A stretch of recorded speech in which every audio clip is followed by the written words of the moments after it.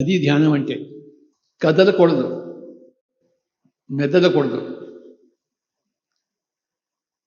ఏమీ చేయకుండా కూర్చోవాలి. ఆ కూర్చోగలగడమే ధ్యానం. ఏమీ చేయకుండా ఉండడం అంటే శ్వాసతో ఉండడం, ఏది ఆలోచించకుండా ఉండడం. అది చేశాం మనం.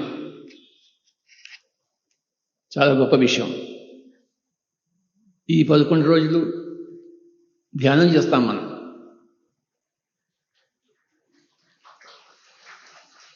ఇదే విధంగా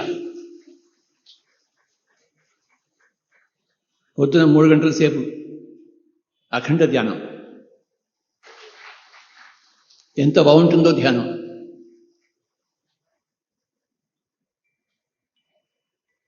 బాగుందా ధ్యానం?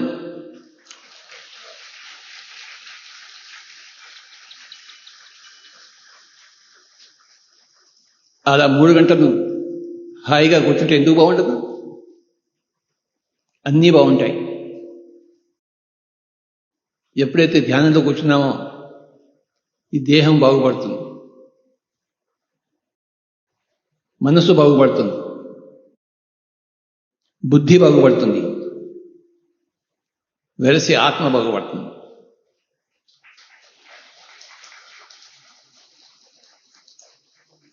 అన్నీ బాగుపడతాయి.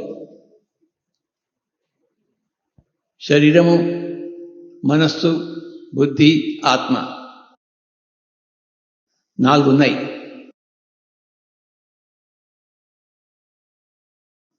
మన శరీరానికి ధ్యానం, మనస్సుకి ధ్యానం, బుద్ధికి ధ్యానం, ఆత్మకు ధ్యానం. ఆత్మకు ధ్యానం ఉంటే ఇంకేం అక్కర్లేదు. What more we want other than meditation for atma. చక్కటి సంగీతం, ఎంత బాగుందో సంగీతం,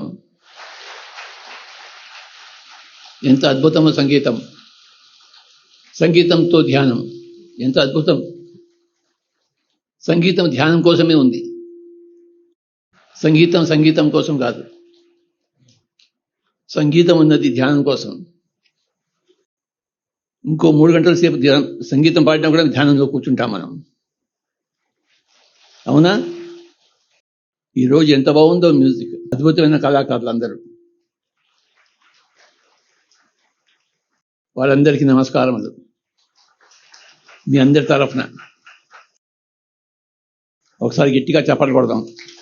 ఆ సితార్కి, ఆ వైలిన్కి, ఆ వేణువుకి, ఆ మ్యాండోలిన్కి, ఆ కీబోర్డ్కి, ఆ తబలాకి అందరికీ నమస్కారాలు.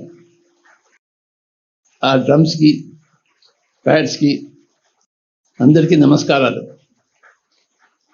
రోజు మనం ఇలానే కూర్చుంటాం. ఇది మన సాధన, అవర్ ప్రాక్టీస్. మనం రోజు సాధన చేస్తాం.